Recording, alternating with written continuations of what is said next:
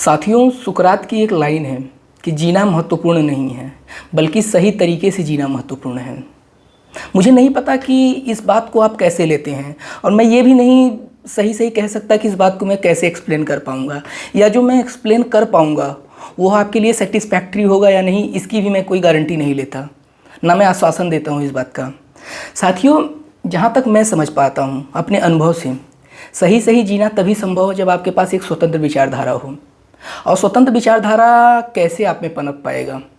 स्वतंत्र विचारधारा तभी पनप पाएगा जब आपके पास या आपको इन्फ्लुएंस करने वाली या कोई बाहरी फोर्स ना हो जो आपके अंदर एजेंडा बनाए या विचारधारा को थोपे।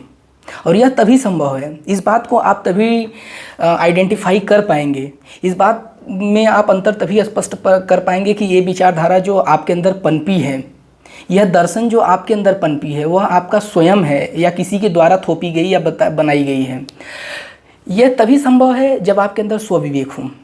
और स्वविवेक होने के लिए हम पहले ही कहें कि स्वविवेक होने के लिए आप में सबसे बड़ी बात है वर्तमान में जीने की कला होनी चाहिए। दूसरी बात, स्वविवेक आपके अंदर तभी पनप पाएगी जब आप डिफरेंट लिटरेचर, विभिन्न साहित्य को आप ग्रहण कर पाएँ।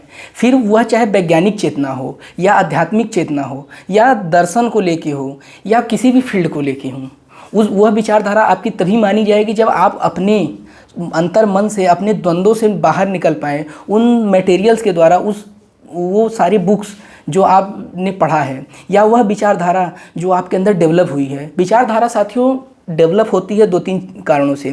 पहली, परिस्थिति। दूसरा, आपकी लगातार बचपन से लेकर जवान होने तक या वृद्ध होने तक आप पे तमाम तरीक़ों की ऐसी घटनाएं होती है जो आप पर इम्प्रेशन डालती है, उससे भी आपकी विचारधारा बनती है। और तीसरा, जब आपके अंदर जो द्वंद्व चल रहा है, उस आंतरिक द्वंद्व से जब आप बाहर आते हैं, तो आप एक कंक्लूजन ड्रा करते हैं, उससे भी आपकी विचारधारा पनपती है। और यही विचारधारा आपके अंदर एक दर्शन की तरह कार्य करती है। तो यह तभी संभव है सही ढंग से जीना जब आपके अंदर स्वविवेक हो। इसलिए विचार करिए और अपने स्वविवेक पर लगातार कार्य करिए। धन्यवाद।